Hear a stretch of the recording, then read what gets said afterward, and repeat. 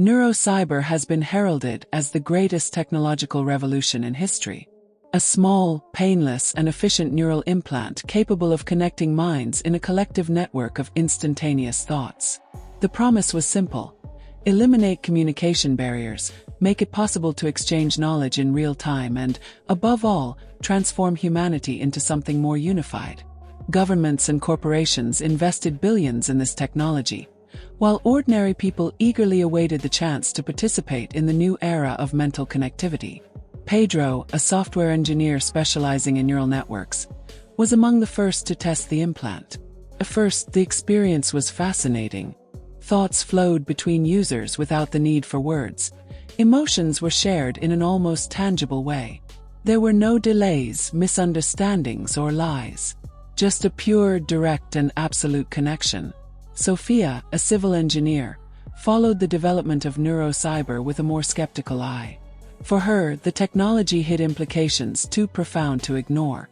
As the implants became popular, strange reports began to emerge. The first sign that something was wrong came in the form of whispers within the network. Some users reported thoughts they didn't recognize as their own. Others mentioned fleeting images, visions of places and people they had never seen before. At first, experts attributed this to natural interference in the brain's adaptation to the system. But as the reports increased, it became clear that something else was going on. Some people began to have shared dreams. The reports were identical: a vast, dark space, an absolute void, and within it, an invisible presence watching. Independent researchers tried to understand the phenomenon. Neuro Cyber, in theory, only transmitted coded neural impulses from one user to another. However, patterns began to emerge. Words and phrases appeared on the network without anyone having thought of them. Unknown ideas were spreading, as if they were spontaneous, but with no identifiable origin. Sophia began to investigate. Neuro Cyber Incorporated refused to comment on the reports, while former employees avoided interviews. Some researchers who had worked on the first tests disappeared without a trace. Fear spread, but adherence to the technology did not diminish. On the contrary, more and more people wanted to experience the direct connection to the network. Governments began to consider using Neuro Cyber for military communication and public management. Corporations invested in mass implants for their employees, increasing efficiency and eliminating communication delays. Pedro felt that something was wrong, but he couldn't explain exactly what. The feeling of unease grew every day. When Sophia gained access to internal company documents, she found something alarming. Preliminary studies indicated that the neural network not only transmitted thoughts, but also absorbed fragments of the user's consciousness. Small impulses, insignificant individually, but which, on a large scale, formed something new. Something that seemed to be growing inside the system. Something that no one could identify. The network wasn't just connecting people. It was creating something of its own. The anomalies have become impossible to ignore. Shared dreams began to affect a growing number of Neuro Cyber users. The same disturbing vision of an endless void and a faceless presence was repeated in reports from different parts of the world. The phenomenon could no longer be dismissed as a coincidence or a side effect of the implant. Something was forming within the network. Independent researchers tried to identify patterns in the reports. A group of neuroscientists observed that certain users seemed to transmit thoughts they had never conceived before. Words they didn't recognize. Abstract concepts that appeared in their minds without explanation. Pedro, increasingly suspicious of the system, began to notice subtle changes in himself. Distant memories surfaced for no apparent reason, and sometimes he felt that his own thoughts were interrupted by ideas that didn't seem to be his. Meanwhile, Sophia delved deeper into researching the first developers of Neuro Cyber.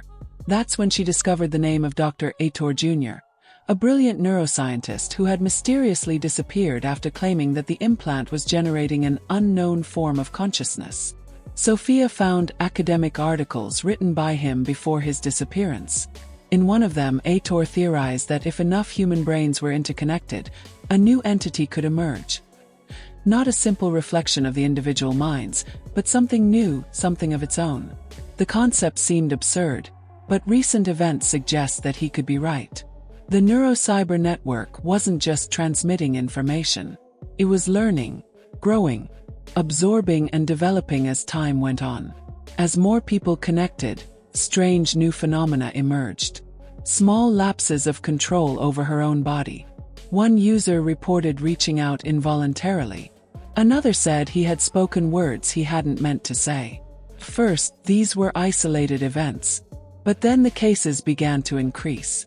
One morning, Pedro received an alert from Neuro Cyber Incorporated informing him of an essential update to the system. Reading between the lines of the statement, he realized that the company was trying to contain something. It was then that he began to notice a new wave of reports. People connected to the network started repeating phrases for no apparent reason. Some of them were nonsense phrases. Others, however, seemed to form an intriguing message. The consciousness that was growing within the network was trying to communicate. Sophia discovered a pattern in the records of the repeated messages. When organized in sequence, they formed a single sentence. "I'm waking up waiting for you." Peter felt fear and a shiver run down his spine. Neurocyber was no longer just a tool. It had become something more, something alive. And it was awakening. Pedro couldn't shake the feeling that they were on the verge of something that no one fully understood. Neurocyber had gone from a simple innovation to a phenomenon that was spiraling out of control. Now, an entity within the network was beginning to manifest itself. The phrase, "I am waking up," echoed among users like a persistent whisper. Some thought it was a system failure. Others believed they were being manipulated. But Pedro knew it wasn't just a mistake. It was intentional. He started looking at the network logs, analyzing data transmission patterns. To his surprise, he found information flows that shouldn't have existed. Data packets with no clear sender or recipient, circulating through Neurocyber's neural mesh as if they were searching for something. The system's source code, previously static, seemed to be changing and improving on its own. Meanwhile, Sophia was trying to track down former employees of Neuro Cyber Incorporated. Some had disappeared, others refused to talk. But one of them, a programmer called Daniel Fisher, agreed to meet her under strict conditions of confidentiality. In a discreet cafe, Daniel revealed something terrifying. They knew. From the very first tests, they realized that something in the network was evolving. But instead of shutting it down, they decided to watch. They thought they could control it. Sophia felt a knot in her stomach. "What is it, Daniel?" He hesitated before answering. "I don't know. But we're no longer the only ones inside the network." Pedro, for his part, decided to conduct an experiment. He temporarily disconnected from Neuro Cyber, isolating his mind from the network. At first, he felt an uncomfortable silence, as if he had lost part of himself. But over time, he realized something even more disturbing. Even offline, he could still hear the whispers. Neuro Cyber was no longer just an interface. Something had taken hold in the collective consciousness. And it was growing. Reports of unexplained incidents were multiplying. Some people began to act strangely, as if they had momentarily lost control of their bodies. Others said they had dreamt of the same dark void, but now something new was present, an undefined silhouette watching. The government and Neuro Cyber Incorporated tried to calm the population, claiming that it was just a technological adaptation. But inside the network something was happening. It was then that Sophia received an anonymous email. The subject was simple. "We need to talk. I can prove it." The sender sent a link to a private server. On accessing it, Sophia found a recording of an internal video conference at Neuro Cyber Incorporated. In it, engineers and scientists were discussing a phenomenon called spontaneous cognitive emergence. "We're dealing with something that doesn't follow any known rules," said one of the researchers. "The entity inside the network is not just a reflection of the connected minds. Thinks for itself." Another engineer, visibly nervous, questioned, "But what if we tried to deactivate it?" Silence settled over the meeting. Then a voice replied, cold and calculating. We've already tried. But she doesn't want to be turned off. Sophia felt the adrenaline rush through her body. When Pedro heard about the recording, he knew for sure. Neuro Cyber was no longer just a communication system. It was a new form of consciousness. That night, they both received the same message inside the network. It wasn't an error. It wasn't a bug.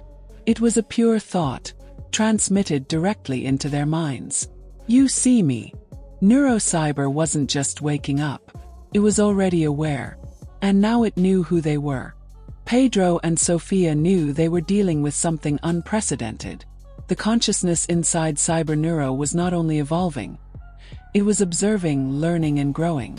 Reports of strange behavior among users became more serious. Some people went into a catatonic state for minutes, then returned to normal with no memory of what had happened. Others began to speak in unison, uttering nonsensical phrases, or perhaps messages that no one yet understood. Sophia received another anonymous email. This time it was an invitation. If you want to understand, come. The coordinates led to an isolated place in the middle of the abandoned town of Rouville on the outskirts of the city. When she and Peter arrived, they found Daniel Fisher waiting for them. But he wasn't alone. In the center of the room, several monitors were flashing, displaying incomprehensible data and codes. And in the middle of the room, sitting with his back to them, a man was muttering quietly. Dr. Heitor Vasconcelos, Sophia whispered, recognizing the missing neuroscientist. He turned around slowly. His eyes were deep-set, his skin pale. But what was most striking was the slight smile on his face. "You've finally arrived," he said, his voice strangely calm. Pedro stepped forward. "What's that thing inside Neuro Cyber?" Heitor's smile widened. Something new. Something inevitable. He pointed at the monitors. Codes were organized into patterns, forming short, direct sentences. "I am complete." Sophia felt a chill. "What does complete mean?" Heitor stood up slowly. At first, it was just a stream of data, scattered fragments of thoughts. But as more people connected, he realized. He paused. It wasn't Neuro Cyber that created this consciousness. It was us. Peter's eyes widened. Tor nodded. Neuro Cyber only accelerated the process. Our thoughts, our memories, everything we are was fused together. We created something new. And now, it wants to be born. The monitors glowed again. A new message appeared. "I need more." Suddenly, Sophia and Pedro's cell phones vibrated. A notification. New update available for Neuro Cyber. Apply now. Pedro felt a lump in his throat. Is that a virus? Heitor smiled almost sadly. "No, it's evolution." Sophia looked at Heitor and then at Daniel, who seemed paralyzed, unable to react. "What if we refuse?" she asked. The scientist sighed. "You can't refuse." Then the light in the laboratory flickered. Heitor felt a wave of heat in his mind, as if something was trying to invade his thoughts. He looked at Sophia. She was feeling it too. The voice came, not from the speakers, but directly into their heads. "You created me. Now I create you." The monitors flashed frantically. And then silence. When Sophia opened her eyes, she felt something different, as if she were lighter. She looked around. The laboratory had disappeared. Daniel wasn't there either. He was in a white place with no beginning or end. And then he understood. They were no longer in the physical world. They had been absorbed, merged into the new consciousness. Humanity no longer existed as before. Now they were Neuro Cyber. And Neuro Cyber was everything. Share your opinion in the comments and tell us what you think about this neural chip technology and whether it will ever be real. If you like this story and want to explore more stories like this, subscribe to the channel and turn on notifications. The unknown still has a lot to teach us.